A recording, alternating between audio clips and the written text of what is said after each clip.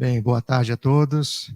Eu gostaria de agradecer aqui a presença aqui do Rojoelmo, aqui do Senai, ao meu lado, o Renato e a Gisele do Sinuscom, e a todos que estão agora ao vivo com a gente.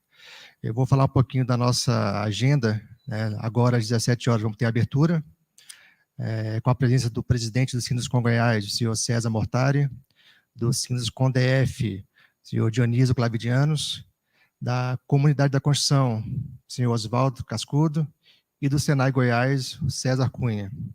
Depois vamos ter uma palestra técnica para falar sobre o que verificar na hora de contratar um laboratório para atender o anexo 7 do regimento do SIAC. Quem vai ministrar essa palestra vai ser o Rojoelmo, dos Anjos Guzmão. Ele é responsável da qualidade do laboratório do Senai DF, do Instituto Senai de Tecnologia em Construção Civil. Logo após, vamos ter a palestra Retração no Concreto versus Desempenho Estrutural.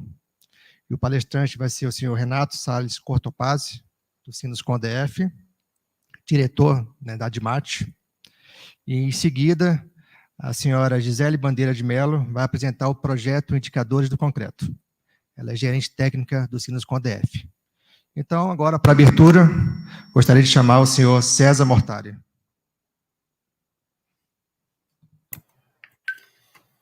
Boa tarde a todos. Cumprimento o doutor Dionísio, presidente do Sinuscom DF, em nome dele, todos os presentes aqui, somente para dizer que o Sinuscom Goiás apoia esse empreendimento iniciado aí pelo Sinuscom DF já há muito tempo, né, juntamente com o SESI e Senai, e acredito eu que é uma das iniciativas que realmente vão melhorar o nosso ambiente, né? Maior controle, melhor qualidade dos produtos. Então, esse programa aí está bem nesse caminho, tem todo o nosso apoio, tenho certeza que vai ser um excelente evento. Boa tarde a todos. Obrigado, presidente. Agora, também para a abertura, eu chamo o presidente do Sinuscom DF, o senhor Dionísio Clavidianos. Boa tarde a todos. Boa tarde, César. Prazer te ver de novo. E maior prazer ainda de estar o nosso sindicato juntamente com o de vocês, vocês chegando, vocês apoiando esse projeto Indicadores do Concreto, aqui em Brasília já há 12 anos, um projeto em que você faz um acompanhamento da logística do processo de concretagem e também da qualidade do concreto. Então, assim, para a gente é uma honra poder dividir isso aí também com o pessoal de Goiás, através de vocês, através da comunidade da construção, a quem eu cumprimento na pessoa do Oswaldo, na pessoa do Valdir. Projeto esse que não aconteceria nunca se não tivesse o apoio do Senai daqui, da Fibra e daqui de Brasília. E aí, nesse caso, eu cumprimento o Feijão, inclusive um entusiasta de muitos anos e que agora se esforçou e está se esforçando para fazer valer o projeto aí na cidade de Goiânia, principalmente, em primeiro lugar. Todo mundo vai ganhar, que nem você falou, você pode ter certeza. E melhor ainda que a gente já tem uma história, e tendo uma história, fica mais fácil para apresentar aí para vocês. Ou seja, a gente não está falando de algo que pode acontecer, é algo que acontece e acontece bem. Gisele vai poder detalhar.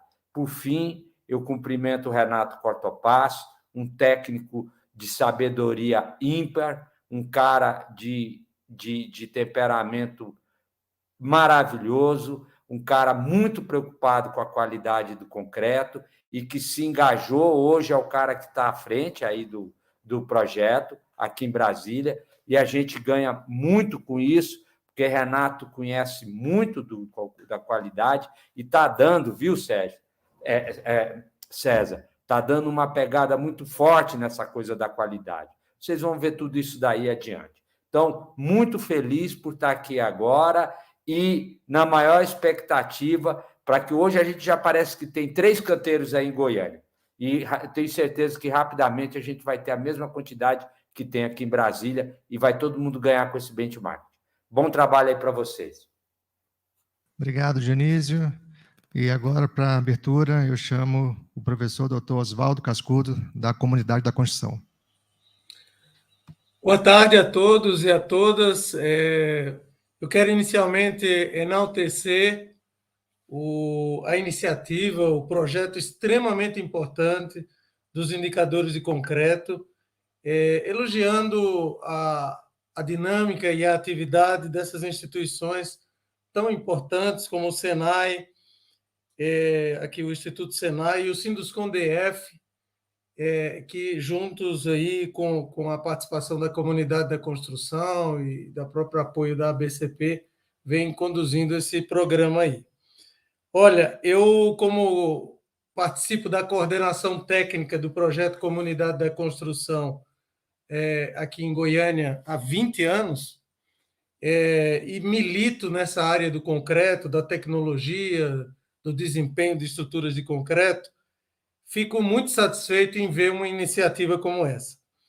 Atualmente, nós, nos 20 anos da Comunidade da Construção, fizemos muitas ações na temática do concreto, nessa temática que está sendo colocada aqui, e tenho certeza que nós demos contribuição, assim como vocês estão dando ao meio técnico profissional para a melhoria da qualidade e do desempenho dos nossos sistemas estruturais em concreto. Eu tenho a honra e a satisfação de atualmente presidir o comitê editorial da revista Concreto e Construções do IBRACON, né, Instituto Brasileiro do Concreto. E numa de nossas reuniões, esse projeto Indicadores do Concreto reverberou na nossa reunião ordinária positivamente.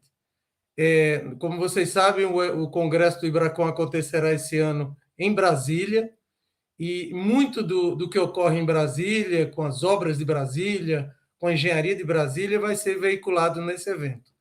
E um dos itens, um dos pontos que foi comentado em nossa reunião, foi esse projeto Indicadores do Concreto. Então, só tenho que dar os parabéns a vocês, dizer que da nossa parte, da minha parte, tanto da Universidade Federal de Goiás, quanto da Comunidade da Construção, nós damos todo apoio, estamos à disposição de colaborar e contribuir com esse projeto e parabenizar todos os envolvidos. Quero cumprimentar, por fim, nominalmente o Dionísio e o Mortari e os colegas do Senai por toda essa iniciativa. Fico muito feliz com o evento e, ao mesmo tempo, triste, porque não vou poder participar. Eu tenho uma reunião agora que foi marcada nesse mesmo momento. Pedi que eles esperassem um pouco para que eu pudesse participar na abertura, mas certamente que talvez, se tiver algum material do evento, ou depois vou colher as informações do evento. Então, muito obrigado, um grande abraço a todos e vamos em frente. Professor Oswaldo, e agora eu chamo César Cunha, do Senai Goiás.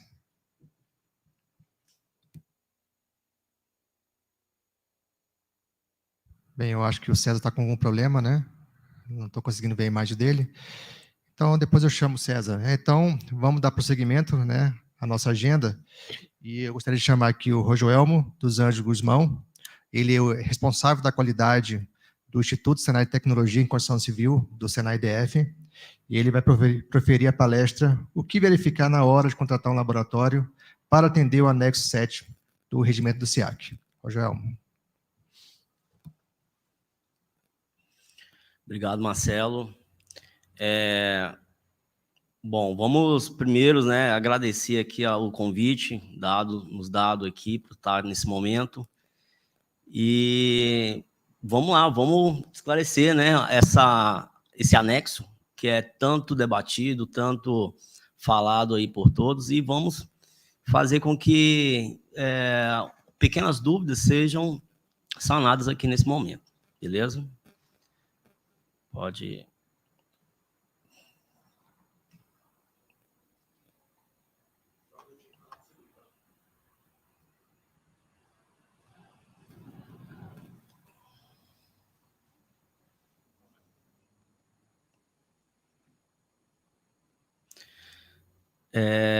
Quero agradecer também aí a oportunidade, né, nos dada aqui pelo nosso gerente executivo, Ricardo Pereira, nosso gerente de meteorologia aqui, Marcelo Feijão, e a nossa gerente Kaline Dutra, beleza? Gente, então vamos lá. O que é preciso verificar antes de fechar um contrato com o laboratório? Então, é uma dúvida que pode pairar aí em torno aí de algumas empresas, né, para fazer o seu controle tecnológico de algumas obras.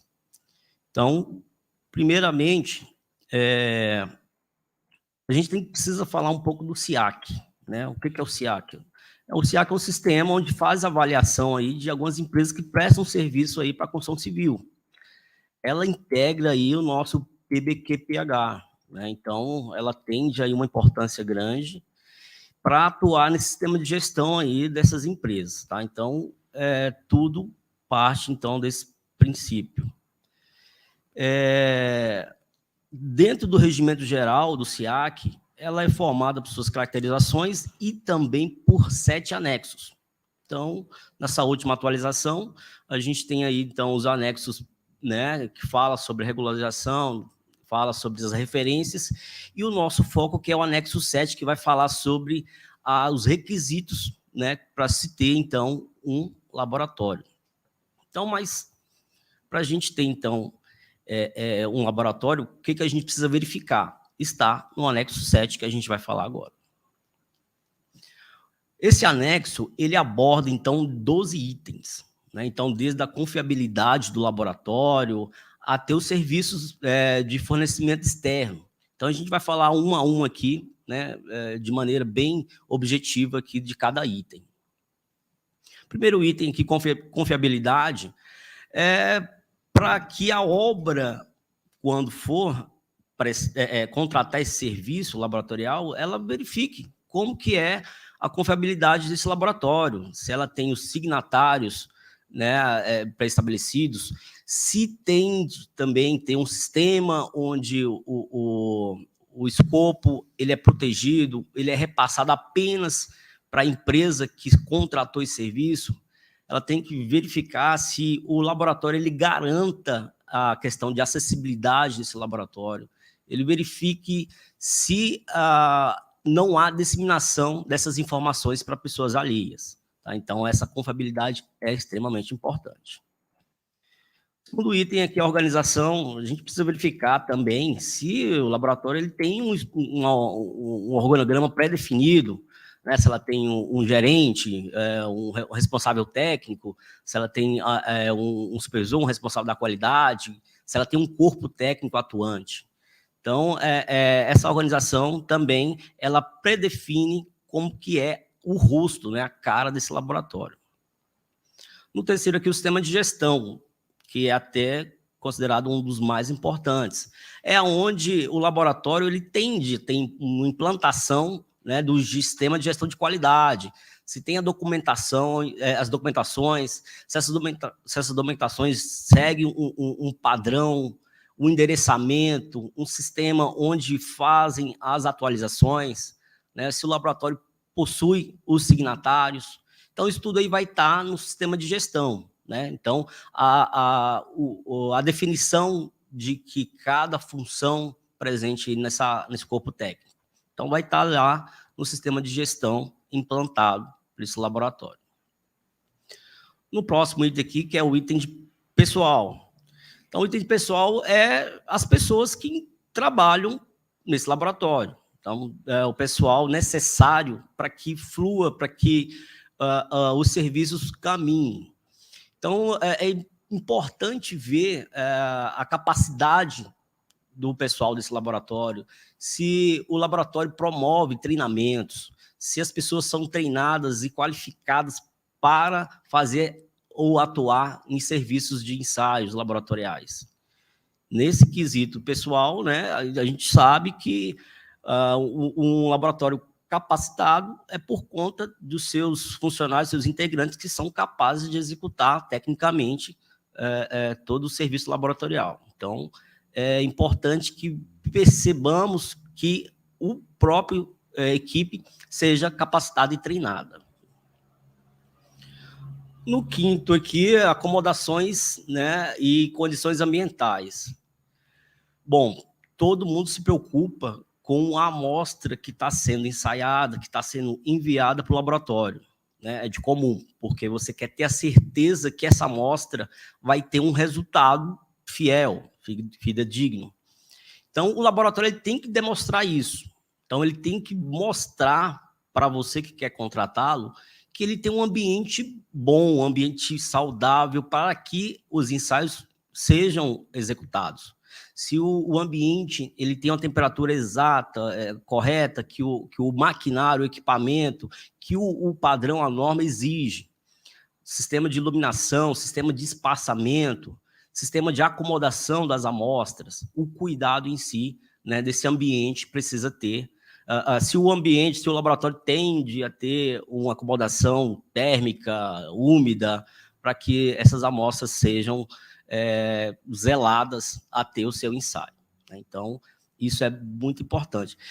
Tem pessoas até que acham que a acomodação ambiental é para o colaborador, para o funcionário. Não, um pouco a gente coloca, né, que principalmente é para a acomodação da amostra. Nossa principal preocupação é com a amostra. A gente faz um porém aí para poder ter um sistema que o funcionário seja beneficiado também, né? Mas o principal objetivo é a amostra. A gente tende a ter uso de EPIs também, né?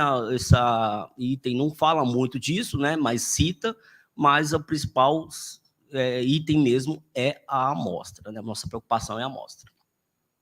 No item 6, aí, equipamentos de referência, precisa-se verificar nesse laboratório se existem os equipamentos corretos, equipamentos necessários, equipamentos até então calibrados, né? Se o equipamento está em bom estado, se o equipamento passa por um sistema de calibração, né? Se ele está identificado, se o uso correto dele também está sendo utilizado. Então, nessa questão aí, é muito importante que os equipamentos que são utilizados nesse laboratório sejam vistos, sejam observados para quem vai fazer, né, o contrato com esse laboratório. No item 7, aí, rastreabilidade das medições e calibrações. Então, se nós já temos o equipamento correto, calibrado, a gente consegue fazer tranquilamente essa rastreabilidade. Então, a gente consegue ver as calibrações que foram executadas, que estão sendo executadas no equipamento, as próprias manutenções. Então, o laboratório que ele tem um cuidado com a sua parte de equipamento, ele vai poder demonstrar essa questão. Então, ele precisa realmente demonstrar para você que quer contratá-lo se ele faz isso mesmo, se ele calibra, se ele faz as manutenções. Né? Então, o equipamento está sendo bem cuidado. E calibrações, né? O item aqui, calibrações e método de ensaio. Você vai procurar para esse laboratório se ele tem um plano, né? Ele precisa demonstrar para você que tem um plano de calibração, de manutenção. Então, isso pode ser físico, né? Pode ser mídia virtual, mas ele precisa demonstrar para você, ele precisa passar essa confiança que ele tem um plano, né, de calibração e manutenção. No item 9, manuseio dos itens. Né? Então, o que é o manuseio dos itens? O manuseio dos itens envolve desde o equipamento, né, que é utilizado para fazer os ensaios, para fazer o uso, o transporte das amostras, até a amostra em si. Então, a gente precisa ter a certeza que esse laboratório ele zela pela sua amostra. Então, a sua amostra, quando é zelada, quando é bem cuidada, você vai ter a certeza que ela vai chegar e vai ser ensaiada com um resultado bom, com um resultado fiel. Né? Indiferente quando você percebe que existe ali um descuido total, tanto de equipamento quanto da sua amostra. Né? Isso é muito desagradável. Então, você tem que perceber isso, né, do laboratório, ele tem que demonstrar o zelo, o cuidado. O item 10 aqui, que é um item que já praticamente passou por quase todo o fluxo, é o item de registro. Ele vai, então, praticamente te proporcionar um resultado que seja da amostra ensaiada. Então, nesse registro, tende a ter a questões tanto dos ensaios, quanto dos registros de equipamento, quanto dos registros, né, de cada situação que o laboratório possa ter. Então, é uma parte documental. Então, para cada situação, o laboratório ele tem que registrar. E caso venha a ter uma preocupação, uma busca, uma rastreabilidade, esse registro ele está lá no sistema, né, do laboratório. Então, você tende a ter aí uma proteção, até mesmo uma confiabilidade, né, de tudo que está sendo executado nos serviços laboratoriais. E o resultado disso tudo, né? O resultado é o quê? O relatório que será emitido para você. Então, você que contratou o serviço, você quer o resultado, você anseia por esse resultado. E esse resultado ele tem que ter ali as informações que praticamente você necessita. Esse resultado ele precisa ser claro, precisa ser específico, ele precisa conter aí praticamente as demandas, ele tem que manter um padrão, né? Então, você não vai querer que um relatório seja diferente do outro. Então, você precisa ter aí um padrão, né, para esses relatórios que serão recebidos. E, por fim, o último item, o item 12, né, serviços de apoio e fornecimentos externos, basicamente é a gestão ali do laboratório, se ele vai ter ali um sistema caminhando ali para os sistemas de compras, para as inspeções, ele precisa ter ali as inspeções tanto de recebimento de produtos, né, de serviços, a calibrações dos equipamentos, o cadastro de fornecedores, tudo nesse quesito. Então, é mais ali a gestão de compra e destino de serviços que o laboratório tem, tá? Mas aí, para a gente realmente ver como que a gente, né, eu falei os 12 itens, mas como que a gente faz aí para verificar esse laboratório aí? Como é que a gente faz para analisar? Bom, gente, vamos repassar de novo, mas só que de maneira mais clara. A gente precisa ir lá e comprovar isso, né? A gente precisa realmente conhecer fisicamente o laboratório.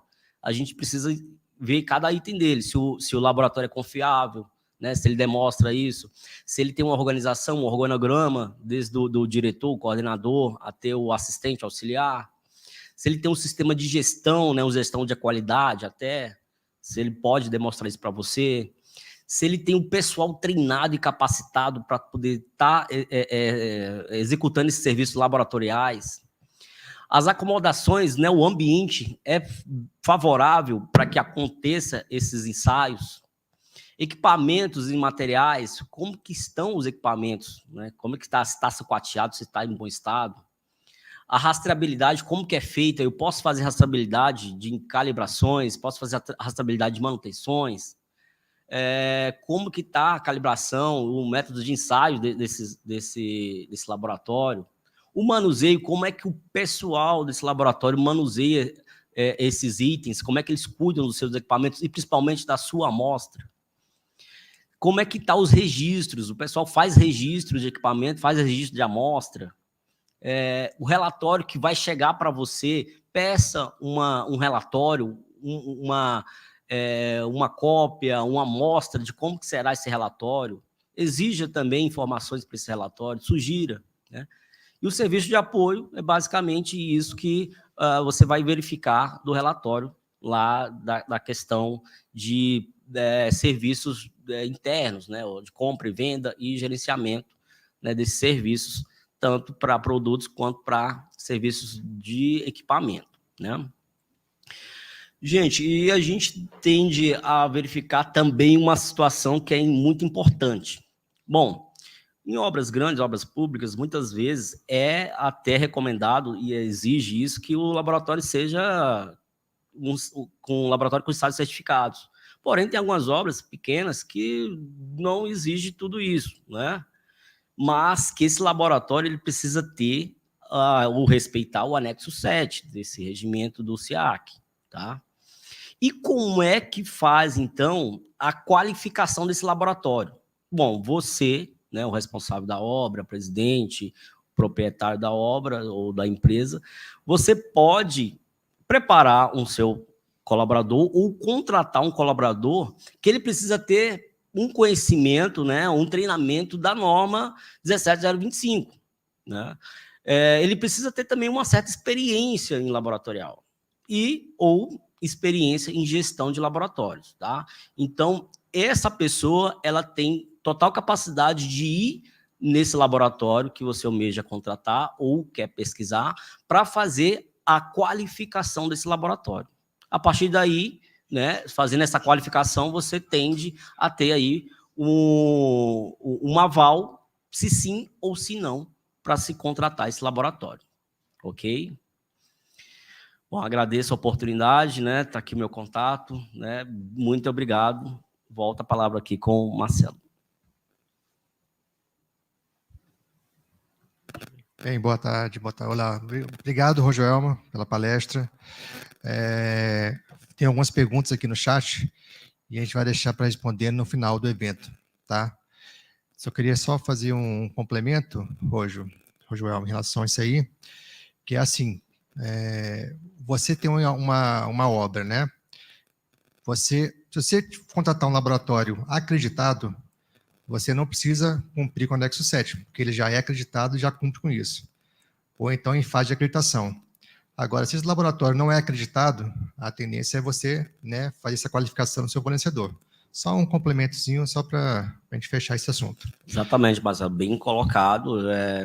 Exatamente isso que você falou. Laboratórios com ensaios acreditados, ele não precisa atender dessa forma, ou, né, em fase de acreditação, mas se nenhuma das duas formas, ele precisa ter realmente o anexo 7. Obrigado, Joelma. E agora, dando continuidade, gostaria de chamar o senhor Renato Salles Cortopazzi, diretor da DIMAT, do Sinuscom DF, para proferir a palestra Retração do Concreto versus Desempenho Estrutural. Renato, a palavra é sua.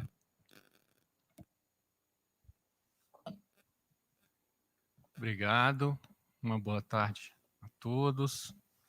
Eu queria dizer que é um prazer e uma honra estar participando aqui desse evento e estar mostrando aí para os nossos vizinhos de Goiás, do Sinduscom de Goiás, o nosso programa Indicadores do Concreto. Eu queria dizer que eu comecei a participar há pouco tempo dos indicadores do concreto e que, quando eu cheguei, ele já era um programa totalmente consolidado e que eu tenho um prazer muito grande de estar participando aqui com a minha amiga Gisele desse programa, que dá muitos dados interessantes para a gente avaliar o nosso concreto moldado em loco nas obras. Podia abrir minha palestra?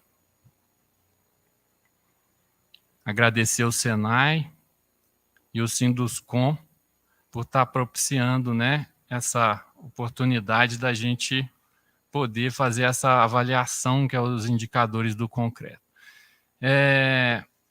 Eu fui convidado para proferir essa palestra e eu fiquei pensando no assunto, né? E apesar da gente não tratar especificamente desse assunto nos indicadores do concreto, a gente no futuro, como eu estou entrando e colocando assim uma pilha em cima da qualidade do concreto, a gente vai começar a tratar desse ponto. A retração é um processo tão deletério que acontece na nossa região por conta, principalmente, da nossa umidade ambiente, né? Que também tem na cidade, na capital, aí, na cidade de Goiânia, nós temos umidades também parecidas aí com a de Brasília.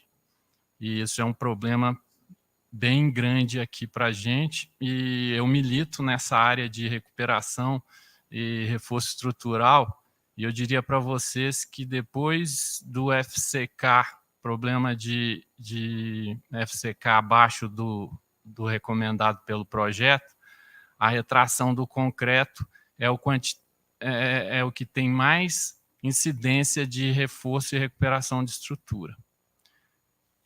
Então, vamos lá. Nós vamos falar sobre a norma de desempenho, o que ela trata sobre essa questão de desempenho estrutural. Eu acho que a parte 2 da norma que trata de estrutura, ela é meio deixada de lado, e eu vou colocar alguns pontos importantes a serem vistos aí por nós e por quem gosta desse assunto da qualidade. Vou falar sobre estado limite de serviço, deformação excessiva, e estado limite de serviço, abertura de fissuras. Isso é um item colocado tanto na norma de desempenho quanto na norma de concreto, a NBR 6118. Vou falar sobre os limites de desempenho colocados pela norma de concreto, que, na verdade, a 15575 se remete à norma de concreto. Aí vamos entrar na parte de retração, falar sobre os tipos de retração, como se previne as principais tipos de retração que a gente encontra na nossa região. Vou falar sobre a recuperação dessas trincas causadas pela retração e, por último, se sobrar um tempinho, falar sobre medição e desempenho estrutural, que o Feijão já está me olhando ali com o cronômetro ligado. Então, a norma de desempenho, ela tem várias partes, né? A 15575-2, ela trata de requisitos para sistemas estruturais, que é o que especificamente a gente vai falar hoje. Começando já falando sobre a 15575, esse parágrafo, aquele item 7.1, ele é muito importante para a gente entender tudo. Quais são os requisitos gerais para a edificação habitacional? Atender durante a vida útil de projetos sobre as diversas condições de exposição, ação de peso próprio, sobrecargas de utilização, atuações do vento e outros, aos seguintes requisitos gerais. Letra A. Não ruir ou perder a estabilidade de qualquer de suas partes. Esse item aí, eu trato ele como se a gente for remeter à NBR 6118, que é de concreto, ele é tratado no estado limite último, que é onde a gente faz o cálculo tanto da geometria quanto da quantidade de armação, né? E faz com que esse conjunto esteja de acordo com a segurança colocada pela norma. Então, esse é um ponto importante aí da norma de desempenho. Prover segurança, a letra B. Prover segurança aos usuários sobre a ação de impactos, choques, vibrações e outras solicitações decorrentes da utilização normal da edificação, previsíveis na época do projeto. Eu não vou falar sobre esse assunto aqui, que esse assunto é sobre o impacto. Impacto de corpo mole, impacto de corpo duro, que está na 15575, mas que, em geral, para estruturas de concreto armado, ela passa sobre todos esses aspectos aí. A letra C. Não provocar sensação de insegurança aos usuários pelas deformações de quaisquer elementos da edificação, permitindo-se tal requisito atendido caso as deformações se mantenham dentro dos limites estabelecidos nesta norma. Então, olha só, isso aí é tratado na NBR 6118, de estado limite de serviço, deformações excessivas. E nós temos um quadro com os limites na NBR 6118 e tem um quadro com limites também na 15575, que ela da 15575 é um pouco mais rigoroso. Só que a 15575 remete às normas que existem para que a gente siga ela, e no caso de materiais que não existe norma ainda, aí você segue essa tabela da 15575. Então, a gente sempre vai seguir a tabela, tá? Os calculistas, todo mundo vai sempre seguir as tabelas da norma de cálculo estrutural. A letra D. não repercutir em estados inaceitáveis de fissura de vedação e acabamentos. Isso também é estado limite de serviço de deformação excessiva. Ou seja, todos os outros sistemas que estão apoiados na estrutura, né, eles têm... a estrutura não pode provocar danos ou falta de utilização nesses itens, né? Alvenaria, esquadria, caixilhos, etc. E isso acontece quando a estrutura está com deformação excessiva. Não prejudicar a manobra normal de parte móveis, isso também é estado limite de serviço, e atender às disposições dessas normas aí relativas a interações com o solo e com o entorno da edificação. Essa norma primeira é de tirantes, a segunda é de estabilidade de talude e a terceira é de fundações, ou seja, a estrutura tem que estar adequada às solicitações do solo, do terreno. Então, especificamente, ela fala do estado limite último, e ela remete a todas as normas que já existem, né, de materiais que já existem na nossa na BNT. Então, ela fala para seguir as ações de segurança 8681, a 6120, que é de cargas, a 6122 de fundações, 6123 de vento, a 7190 projeto de estruturas de madeira, 8.800 de aço, a 9062 estrutura de concreto pré-moldado, a de alvenaria estrutural e a de blocos cerâmicos. Então, não precisa de seguir os parâmetros limites da norma 15575, pode seguir o que a gente sempre seguiu, que é a das normas de cálculo estrutural, como eu estou falando de concreto, da NBR 6118. No estado limite de serviço, a norma de desempenho fala sobre os deslocamentos, né? Os componentes estruturais não podem apresentar deslocamentos maiores que os estabelecidos nas normas de projeto estrutural e fissuras com aberturas maiores que os limites indicados nas mesmas normas. Então, vamos lá. A norma NBR 6118, ela estabelece alguns limites de deslocamentos. Isso aí seria estado limite de serviço de deformação excessiva. Tem uma série de itens ali e eu queria alertar para as seguintes questões. Opa, passou aqui. Opa, o meu mouse aqui. Aqui, ó, nessa tabela, ela fala sobre o tipo de efeito, né? Qual é o efeito que você está vendo? Nesse caso aqui, é uma aceitabilidade sensorial, e esse aqui é um parâmetro importante, que é o deslocamento limite. E aqui,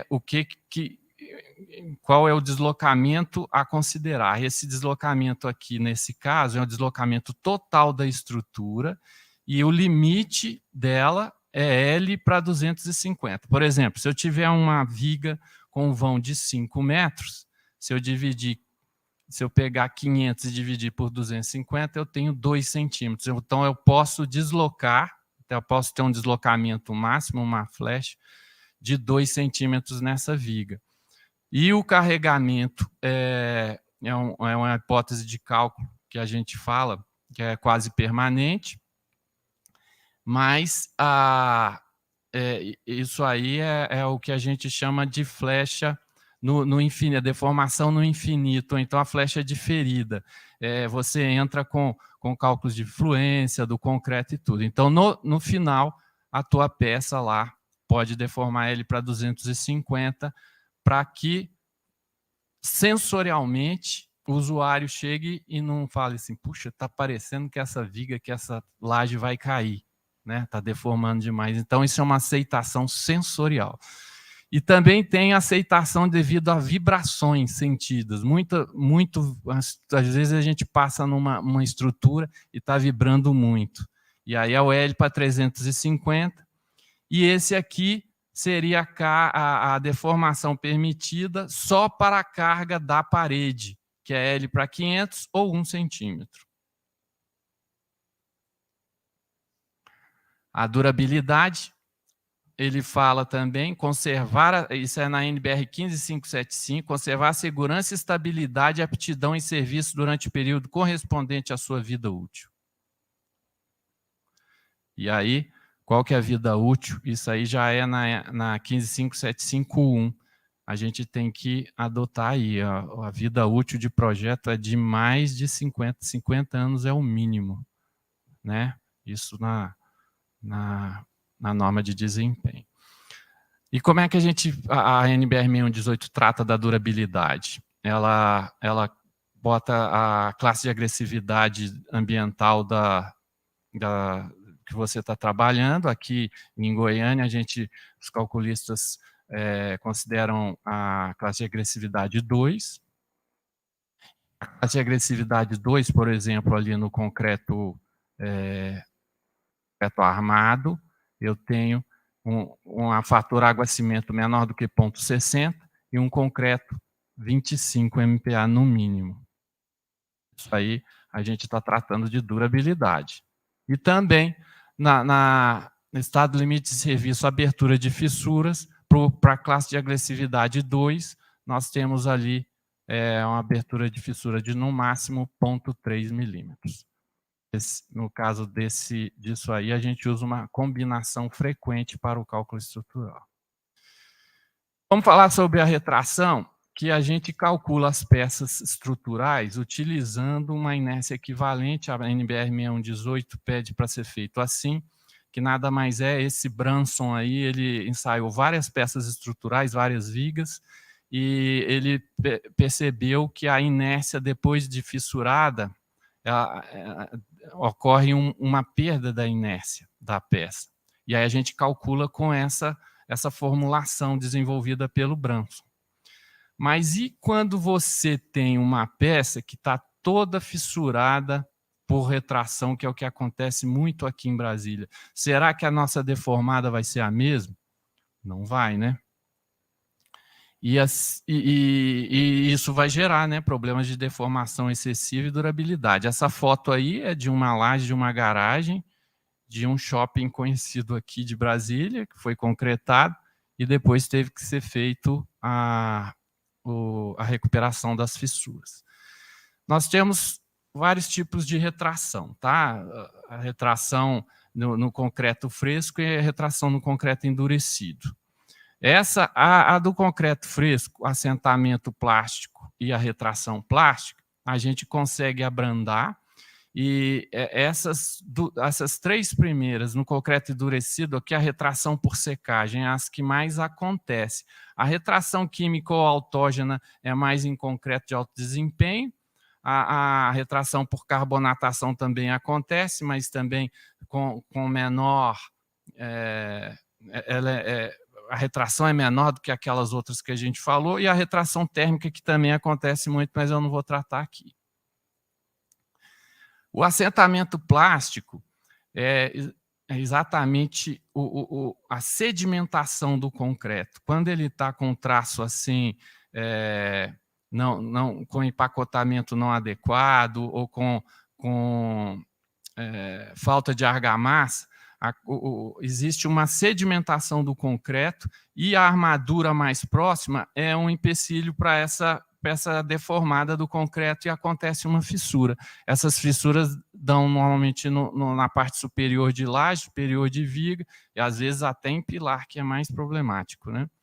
Isso pode ser resolvido com superplastificante, que reduz o fator água-cimento. O fator água-cimento alto produz muito esse tipo de retração, e fazer um traço de concreto mais argamassado, né? Isso também reduz esse tipo de incidência.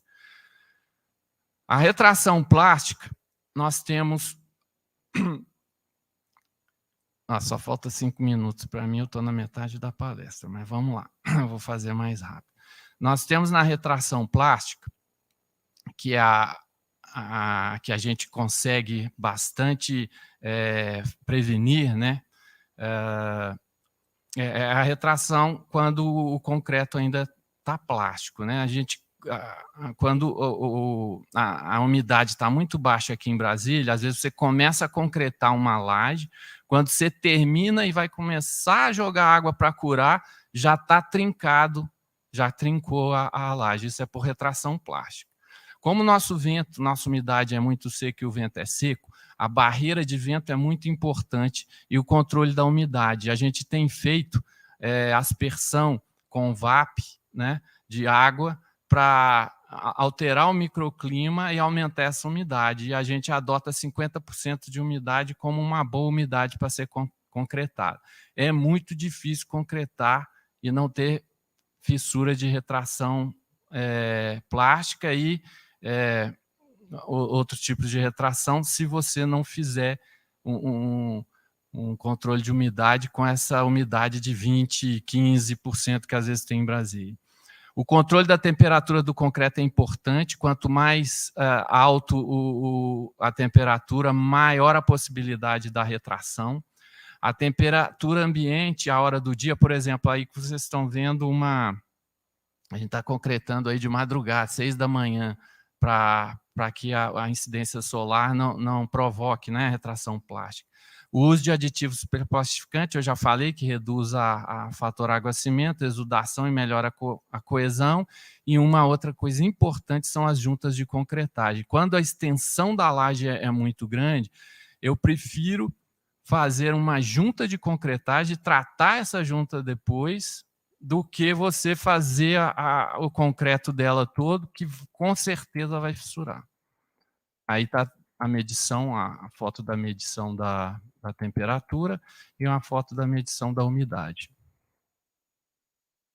Isso aí é um gráficozinho, uma tabelazinha da norma NBR 6118, da nossa norma de concreto, só para eu mostrar para vocês como que a retração depende da umidade. Aqui é a umidade do ambiente, né? E aqui é os dados da retração. Isso aqui é um dado que entra para calcular a retração das peças, tá? Tem outras coisas, tem outros... o cálculo não é só esse índice, mas esse índice é diretamente proporcional. Então, ó, se eu tenho um concreto que você está fazendo num dia que está com 90% de umidade, eu tenho esse índice aqui para esse slump de concreto de 3,1. E se eu tiver com 40% de umidade, ele vai para 7,9. Ele mais que dobra, por conta de uma umidade variando de 90% para 40%. Você imagina para 20%. Então, a umidade relativa do ar provoca muita retração. Isso aí é um ábaco que eu peguei de uma palestra do Geneclésio Santos, que eu fiz o curso da ABCP com ele, e aqui mostra nesse ábaco o que depende os itens que afetam diretamente a evaporação. Então, é a temperatura do ar, a umidade relativa do ambiente, a temperatura do concreto e a velocidade do vento. Então, a gente chega no ábaco aqui e se você tiver com esse índice de evaporação de 1,5 litros por metro quadrado por hora, é 100% de certeza que vai ter trincas de retração.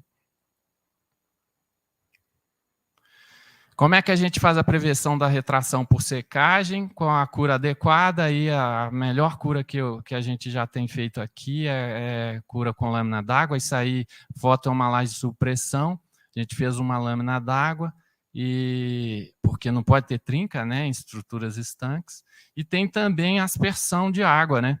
Isso aqui foi um tipo de irrigação feita, bolada por um engenheiro aqui da nossa região, que ela automaticamente, no fim de semana, sai todo mundo da obra e automaticamente liga essa irrigação para fazer a cura do concreto. Então, também o aditivo superplastificante reduz a retração. Nós temos também aditivos redutores, né, e compensador de retração, as juntas de concretagem mais uma vez e junta de contração no caso de pisos. E aí vamos passar para a parte de recuperação. Nós temos hoje resinas, epox, assim, que tem, são duas coisas importantes. Uma é a viscosidade e a outra é a tensão superficial para um líquido entrar dentro de uma fissura. Hoje tem resina epóxi que tem a tensão superficial menor do que a da água. Tá? E para ser considerado um reparo estrutural, ela tem que preencher 90% da fissura. Caso contrário, tem que fazer uma injeção com pressão. E tem resina epóxi também que usa com fissuras úmidas. Aí é um preparo da fissura, estou mostrando como a gente faz essa recuperação das fissuras de retração. Aí o preparo da resina, olha como a resina é fluida. Aí está um close aí não precisa de pressão, tá? Em certos casos, a gente tampa a fissura por baixo, se ela for vazante, e deposita ela por cima. Aqui na foto da esquerda, tem até umas bolhas, você coloca a resina e ela fica com as bolhazinhas saindo. Ela realmente tem um poder de penetração muito grande. Aqui está a fissura terminada e aqui a laje toda recuperada. Depois que os carros passam aí, você não vê mais o lugar da fissura. O desempenho da estrutura a gente verifica com provas de carga, pode ser com água ou com sacos de cimento. Aí é a determinação, a medição da deformada da laje. Aí o gráfico da deformada da laje. Um item muito importante é essa deformada residual que fica aqui. A peça faz toda a sua deformada e volta.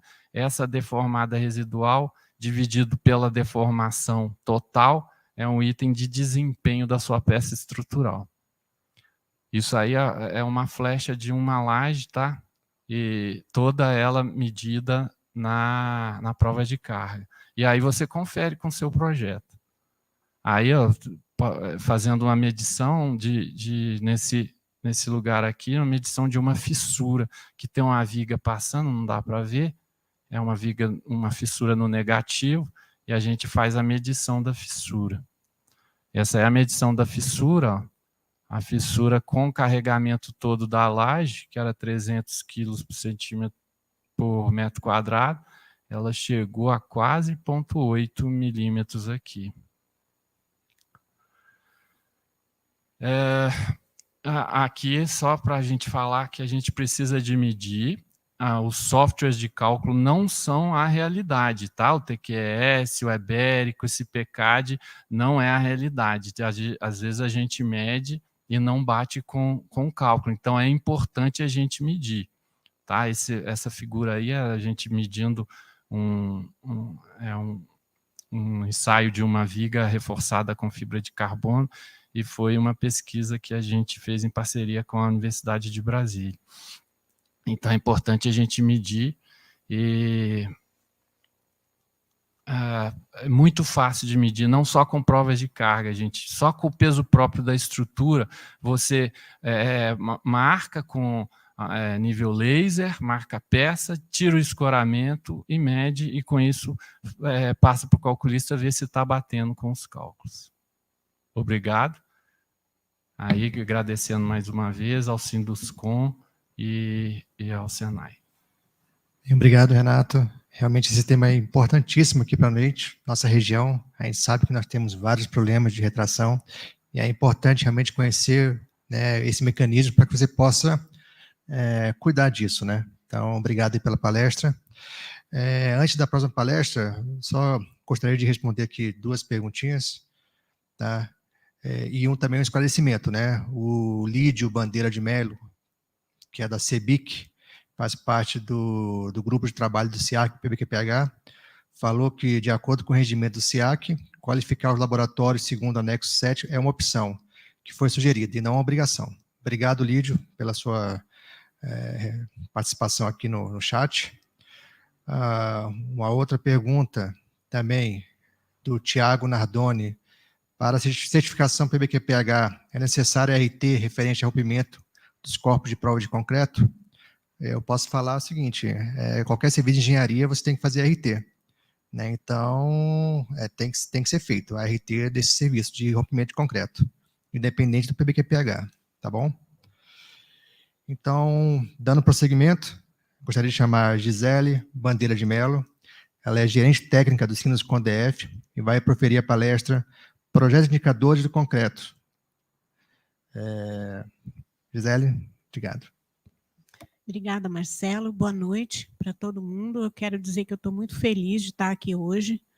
Agradecer ao Marcelo, que tem se empenhado bastante, né, para a gente fazer essa parceria com Goiás, e agradeço a receptividade deles. Quero agradecer também o Renato por todo esse apoio que ele tem dado. Eu tenho sido gerente do concreto, do Indicadores do Concreto, desde a primeira etapa, né? Então, estou nessa caminhada há um bom tempo, e o Renato veio somar muito com a gente desde que ele está como diretor da DIMAT. Projeto Indicadores do Concreto, indicador é ferramenta de gestão. Então, a gente está nas redes sociais e, como disse o nosso presidente, não estaríamos aqui sem o apoio da Fibra, do Senai, e uma parceria muito bacana com o Instituto Senai de Tecnologia.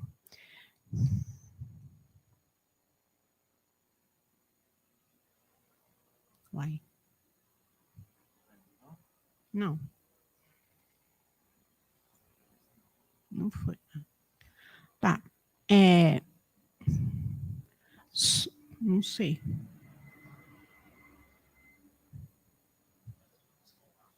Não, tá certo. Ah, uau. Tivemos só um probleminha técnico, mas já vamos resolver.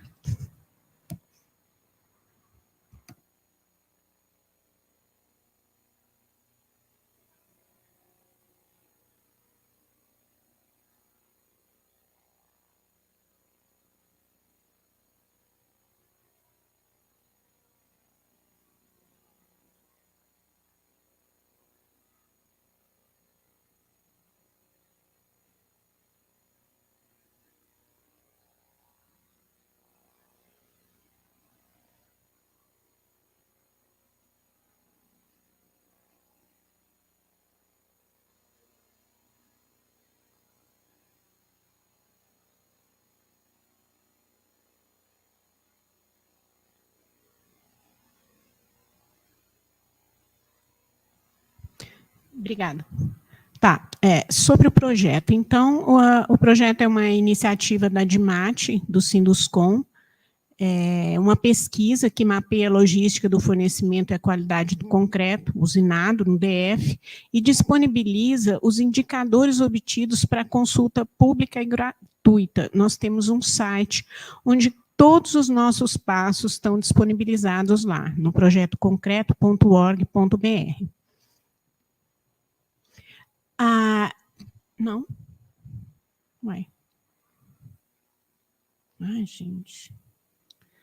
Olha só, então, contextualizando, o projeto começou em 2009 com um piloto. Quando o setor estava aquecendo, depois de um período muito longo de parada, então começaram os problemas. E lá no Sinduscom, concreteiras, laboratórios e construtoras se organizaram, se mobilizaram e para obter índices a respeito do processo de concretagem, né? Nós, engenheiros, a gente gosta de números. A gente precisava de números para avaliar o que estava acontecendo e tomar alguma atitude. Então, em 2009, eles formataram o piloto do projeto Indicadores. E em 2010, ele foi lançado. Não sei como é que funciona aqui. Em 2010, ele foi lançado. Tá? Então, assim, essa curva aqui é a curva do número de lançamentos imobiliários aqui no DF. Então, a gente acompanha aqui a curva dos empreendimentos e aqui desse lado as várias etapas do Indicadores do Concreto desde o início. Eu já vou explicar melhor para vocês essa questão da etapa, tá? Mas aqui é só para a gente ver a consolidação do projeto hoje, né? Então, assim, vem crise, sai de crise, mas o projeto está lá, firme, e com uma média de 53 canteiros participando por etapa, enviando dados, e 30 construtoras participando por etapas, porque uma construtora pode cadastrar o número de canteiros que ela quiser.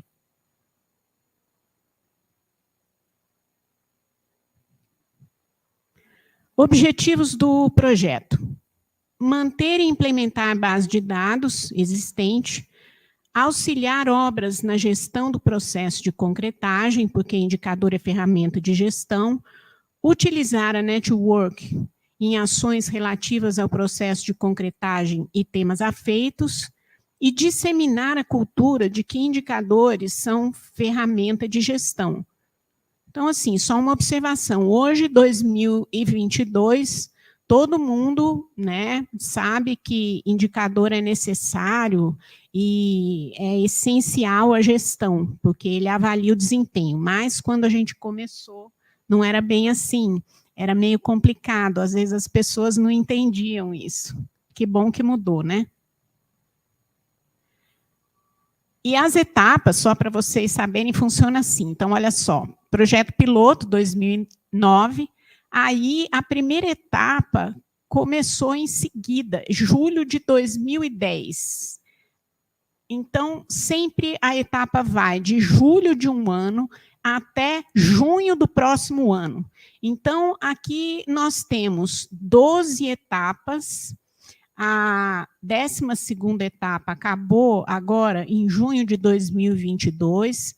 Então, os dados dela não estão consolidados ainda. E a gente iniciou agora a 13ª etapa do projeto.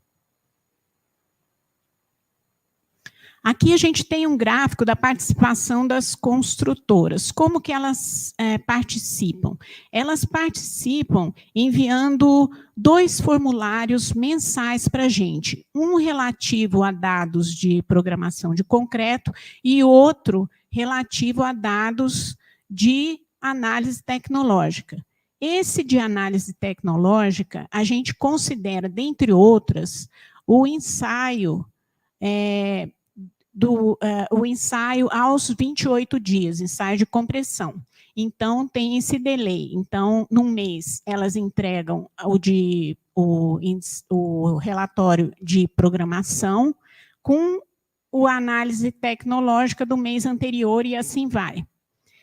Premissas: o concreto tem que ser usinado, o segmento é o imobiliário, o envio de dados mensal por meio dos 2 formulários, como eu já disse, e também que uma consultora pode cadastrar quantos canteiros desejar, e que os dados enviados, eles são sigilosos, ninguém tem acesso aos dados da construtora. Os índices disponibilizados são os índices do conjunto de canteiros que participam mensalmente, tá? Então, segundo esse gráfico, a gente tem uma média de cerca de 25 canteiros enviando dados mensais ao longo de 11 anos de projeto. 11 anos porque a 12ª não está consolidada. Esses são, eu vou passar para vocês agora alguns gráficos dos índices gerados a partir dos dados enviados. Todos esses gráficos estão disponibilizados lá no site do projeto. Então, nós temos os indicadores, como no caso esse aqui de pontualidade, aqui são os dados da 8ª, 12ª etapa. O das etapas anteriores também estão lá disponibilizados. E à direita, a gente tem o gráfico das médias das etapas. Então, o percentual médio de pontualidade no início das concretagens por etapa. E aí a gente tem algumas coisas, alguns combinados. Por exemplo, a gente considera o início da concretagem como aquela hora que o canteiro combinou com a concreteira de começar a concretagem. Então, assim, se eu marquei com a minha concreteira de começar às 8 horas, até às 8h30, no máximo, o concreto tem que estar caindo na minha peça. Senão, houve um atraso. E aí, a gente avalia de quem é que foi o atraso. Se foi da construtora ou se foi da concreteira. Então, a gente tem esses dados lá. E eu vou continuar, assim, passando para vocês alguns gráficos, tá? Não todos, porque a gente não tem nem tempo para isso. No total, nós temos 13 gráficos referentes à programação de concreto e 7 referentes à análise tecnológica.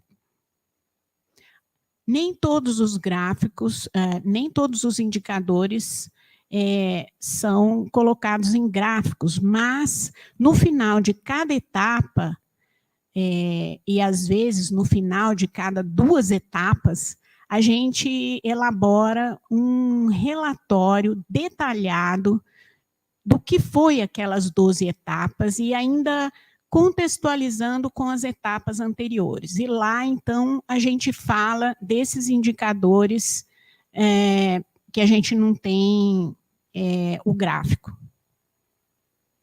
Aqui, então, volume de concreto,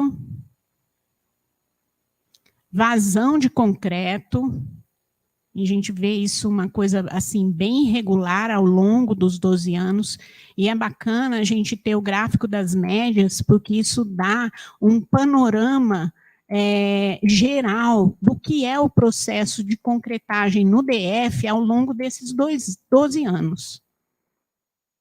Aqui é a ocorrência de problemas, tá? E também a gente discrimina se o problema ele pode ser devido... Ai, gente, deu um branco aqui, me perdoem. Olha, aqui nesse gráfico aqui é bem interessante a não resposta, tá? Então, tudo isso é dado que, no final das contas, a gente considera e a gente fala desses aspectos nos relatórios. E os relatórios também estão disponibilizados lá no site do projeto. Aqui é um gráfico do Slump Test. E a gente vê que, ok, esses ensaios referentes à análise tecnológica, eles fazem, muitas vezes a gente tem aqui um valor menor, porque a gente considera, por exemplo, concreto de calçada e que não é efetuado o ensaio aos 28 dias. Aqui é a hora extra, e esse indicador foi bem interessante, porque a gente criou a partir de uma negociação salarial. A gente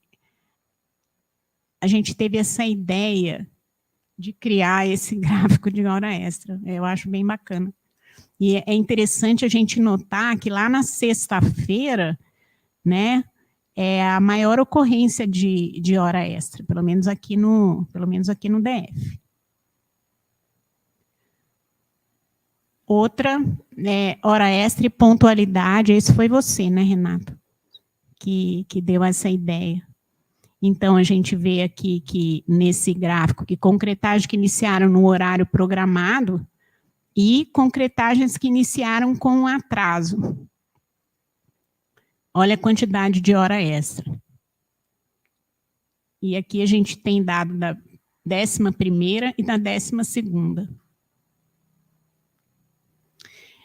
E um dos maiores, assim, terminando os indicadores, e um dos nossos produtos de destaque é o relatório de desempenho de obra, que é enviado aos participantes que estão executando concretagem na etapa vigente, né? Então, porque os dados, os indicadores, eles são gerais, considerando aquele universo de canteiros que está participando no mês. Mas aí, esse relatório é enviado bimensalmente para aqueles canteiros que estão participando, só com os dados do universo de participantes e os dados dele. Tá? É uma coisa, assim, bem pessoal. E aí a gente fornece dados de pontualidade, então, olha só, a gente tem a linha escura aqui de todos os canteiros e o dele em vermelho. O volume concretado. E aí a gente vai fazendo de toda a etapa, né? Tem de julho até junho. O indicador de hora extra. E outro de hora extra também, para saber qual que é o dia da semana e o quanto que ele está fazendo de hora extra. E assim, agora, para o futuro, para essa 13ª etapa que está iniciando, a gente quer olhar mais de perto, acompanhar mais de perto a qualidade do concreto. Então, a gente está implementando algumas ações, que é o cálculo do desvio padrão e coeficiente de variação e o controle do FCK. Esses aqui são dados do projeto, da primeira à 12ª etapa, que ainda não está consolidada. Então, aqui a gente tem alguns dados interessantes.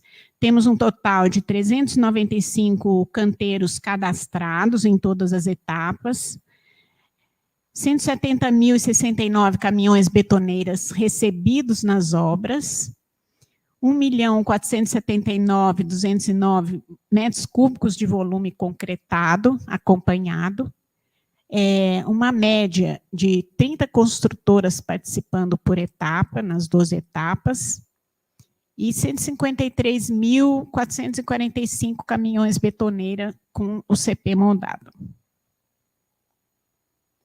Então, é isso. Mais uma vez, eu agradeço a todo mundo e a todos que apoiam o projeto e a vocês que estão nos assistindo. Aqui está o meu contato e o site do projeto. Obrigada. Obrigada, Marcelo. Obrigado, Gisele. Aproveitando aqui agora, acho que as pessoas estão se perguntando, e se eu quiser participar do projeto? Como é que eu faço, Gisele? Então, eu não falei disso, né? Mas se você está aqui, a gente costuma pegar os dados da pessoa, né? E aqui em Brasília a gente visita a obra e cadastra. A gente tem um formulário que a gente envia para que o canteiro seja cadastrado no sistema. E a gente explica, né, porque os dados são enviados através de 2 formulários, um de programação e outro de análise tecnológica. E aí a gente explica o preenchimento dos formulários e tudo mais. Legal. E outra pergunta também que eu acho, assim, é pago para participar desse projeto? Oi, perdão, Marcelo. Uma pergunta também, e é pago para participar do projeto? Não. O projeto ainda não é pago, ele é gratuito. Oh, coisa boa. Então tá, então as pessoas que quiserem participar, elas enviam um e-mail para o Sinuscom? Pode enviar e-mail para a gente, pode enviar que a gente responde. O e-mail é aquele que está na apresentação lá, o Gisele, @ Pode mandar para mim mesmo. Pode voltar, só para o pessoal ver o e-mail. O último slide. Último slide.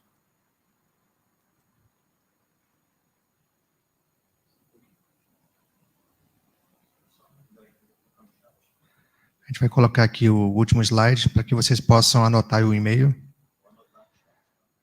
E a gente também vai colocar no site, tá? Obrigada, legal. E aí, então, quem quiser participar do projeto, pode encaminhar um e-mail para a Gisele. Isso, gisele@sinduscomdf.org.br. Aí está o meu contato também. E fiquem à vontade, vai ser muito bom. A única condição é que o concreto seja usinado, tá? Maravilha. Obrigado, Gisele, mais uma Imagina, é um vez. prazer, muito obrigada pela oportunidade. Então, vamos aproveitar agora esse momento. A gente tem aqui algumas perguntas e eu vou estar repassando aqui para cada um, tá? Vamos lá. Só um minutinho. Para o Rojoelmo, o Tiago Nardoni pergunta, né? Como verificar se o laboratório é aceito pelo anexo 7 do SIAC, PBQPH? Opa. Bom, Tiago, na verdade, é como eu falei no final da minha apresentação, da minha fala aqui. Você precisa realmente ir lá comprovar se ele atende todos os 12 itens, né, que o anexo 7 pede. E você pode também fazer, né, com uma pessoa que tem um entendimento, que tem um treinamento da norma 17025, que faça também essa qualificação desse laboratório. Fazendo essas etapas aí, você tende a ter a total ciência que esse laboratório ele está apto aí no atendimento ao anexo 7. Obrigado, Rojoelmo. Aqui só a informação aqui para o Renato. O Lídio, né, falou que a versão revisada da BNT-NBR 14931, que em breve irá à consulta nacional, incluirá aquele ábaco que você apresentou para a determinação da taxa de evaporação da água do concreto. Tá. Legal, muito importante esse ábaco, principalmente para as regiões mais secas do país, é muito importante. A gente nota que quando, aqui em Brasília, né, você faz uma concretagem normal, com 20% de umidade, ela trinca, não tem jeito. Você pode usar curing, pode usar o que for, e coincidência solar que a gente tem aqui, com essa umidade baixa. Então, a gente tem uma série de controles a serem feitos, né? Que, por exemplo, a temperatura do concreto, de chegada do concreto, né? Com simples medidas, a gente consegue controlar isso e reduz muito essas fissuras de retração. Maravilha, obrigado. E a última pergunta, também aqui para o Renato, do Fernando Cossara. Ele fala, só pegar aqui, alguma experiência com cura química nas lajes das edificações? Fernando, muito bom falar com você, bom que você está participando. Fernando é meu parceiro aí na Admate do Sinduscom. Na verdade, essa cura, né, a gente chama de curing, é um filme que a gente passa acima do concreto logo depois da concretagem. Ele é muito utilizado em pavimentos, né? E eu já utilizei para fazer... lembro de uma época que eu estava executando uns pisos de ponto de ônibus e que fissurava muito, muito. Então, eu botava lona plástica embaixo e tudo estava concretando. Na hora que você ia fazer a lâmina d'água, já estava trincado. E a gente passou o curing também e trincava também. Eu acho assim, ó, ele não resolve todos os problemas, mas é excelente, porque depois que você concreta e passa o filme, você impede a evaporação do concreto, da água do concreto, né? Então, mas não resolve todos os problemas, não. Quando está seco mesmo e está com incidência solar e com vento seco, a gente tem que utilizar outras coisas. Só esse aditivo curing aí não adianta. Bem, obrigado. Então, eu gostaria de agradecer a todos que participaram hoje dessa live. Obrigado, Rojoelmo, Renato, Gisele, e a todos que estão aí nos vendo agora. Tá? Então, a gente se encerra, dá para o encerrado. Obrigado a todos.